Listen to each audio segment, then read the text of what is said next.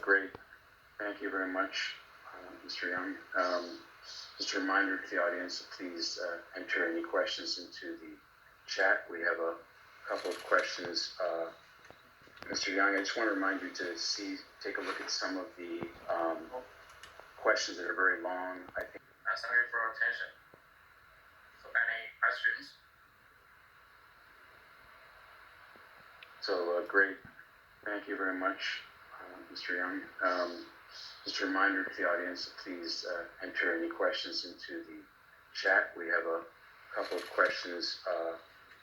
Mr. Young, I just want to remind you to take a look at some of the questions that are very long. I think there's one very long comment. You can answer that maybe separately. There's a question from Bill Worstel.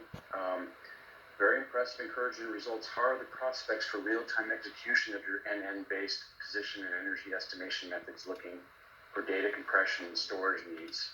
What event rate do you anticipate supporting? And with current technology and such technology improving rapidly? Read it if you want it yourself, yeah. Okay, I'm reading the question.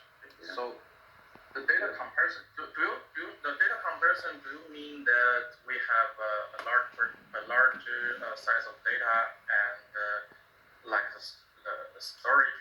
But in my case, that in the scanning, we have 36 positions and the data is not that big, so we can just store on the normal format and then we can use it. And that will allow real-time. That will allow real-time performance. The real-time, all other perspectives. Yeah, I think the question is related to if the data set were big, then you would maybe need some sort of compression in order to enable real-time performance, if you know what I mean. And if the data sets are small, then maybe it can be done in real-time performance. But the question is regarding real-time performance. Real-time performance, I think it's possible because after we training the network, it will be very fast to precision estimation and energy correction.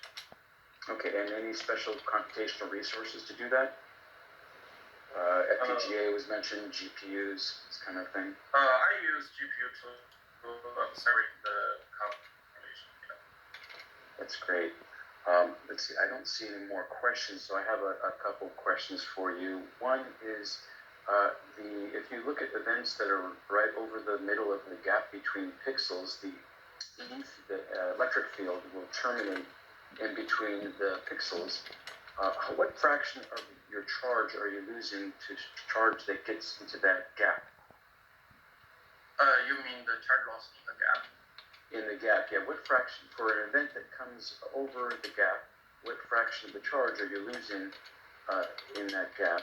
And in the gap, at 120K, we almost lose like 1 to 10% of the energy. Then we do the Anyway, in order for you to set pixel resolution, you need to have that gap open. Okay. Yes. That's great. Yeah. And did you investigate any other positioning algorithms besides your neural net method and compare it to them?